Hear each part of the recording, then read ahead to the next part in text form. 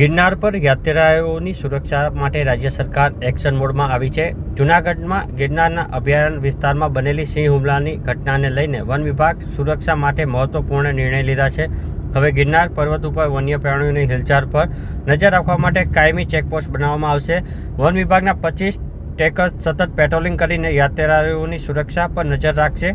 ગાંધીનગર ખાતે વન અને પર્યાવરણ મંત્રી અર્જુન મોઢવાડિયા, રાજ્ય કક્ષાના વન અને પર્યાવરણ મંત્રી પ્રવીણ માળી અને વન વિભાગના ઉચ્ચ અધિકારીઓની અધ્યક્ષતામાં મળેલી એક બેઠકની અંદર આ નિર્ણય અને એસઓપી જાહેર કરવામાં આવી છે. આ અંગે રાજ્યના વન અને પર્યાવરણ મંત્રી અર્જુન મોઢવાડિયાએ 13 જુલાઈના સાંજે 6 વાગે પોતાની પ્રતિક્રિયા આપી હતી. જૂનાગઢ પાસે ગિરનારના એ દાતાર જવાના 50મા પગથિયા ઉપર એક સિંહે હુમલો કર્યો અને એમાં દુર્ભાગ્યપૂર્ણ રીતે એક બાળકનું મૃત્યુ થયું. આ સંદર્ભે માનનીય મુખ્યમંત્રી શ્રી ભૂપેન્દ્રભાઈ પટેલ સાહેબે અધિકારીઓની સાથે રાખીને મીટિંગ કરીને તાકીદે યાત્રાળુઓની સુરક્ષા બાબતે પગલાં લેવાની સૂચનાઓ આપી. એ સંદર્ભે આજે વન વિભાગના પ્રિન્સિપલ સેક્રેટરી અને head of the forest force સહિતના ફિલ્ડના અધિકારીઓ અને મારા સાથી પ્રવીણભાઈ માળી એ અમે મિટિંગ કરીને અમુક નિર્ણયો જે લીધા છે એમાં જે આ દાતારના આખી સીડી વિસ્તાર છે એમાં 25 જેટલા નવા ટ્રેકરોની નિમણૂક કરીને સુરક્ષા વધારવાનું અને જે સંવેદનશીલ વિસ્તાર છે ત્યાં એક કાયમી ચેકપોસ્ટનું નિર્માણ કરવાનું અને આ યાત્રાળુઓ છે એ યાત્રાળુઓની અવરજવર બાબતે અને એની સંખ્યા બાબતે સંબંધિત વિભાગના અધિકારીઓ, ત્યાંના જનપ્રતિનિધિઓ એમને સાથે રાખીને એક સ્ટાન્ડર્ડ ઓપરેશન પ્રોસિજર નક્કી કરવાનું પણ આ મિટિંગમાં નક્કી કરવામાં આવ્યું છે.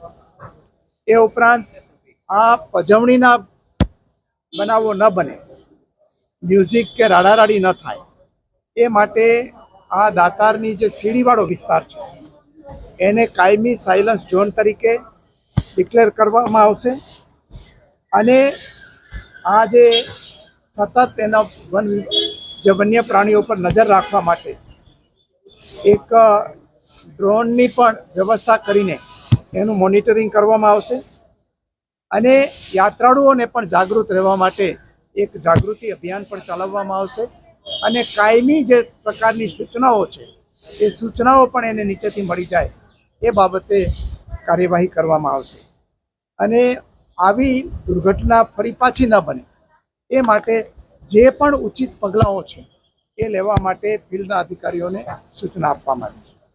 Thank you.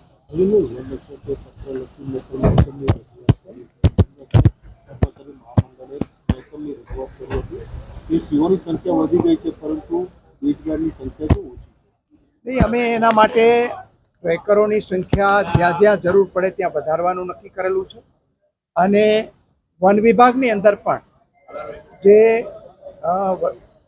આપણે બીટગાર્ડ અને ફોરેસ્ટર છે એની જે ભરતી કરવાની પ્રક્રિયાઓ છે એ પણ ટૂંક સમયમાં આ પ્રક્રિયાઓ શરૂ કરવામાં આવશે.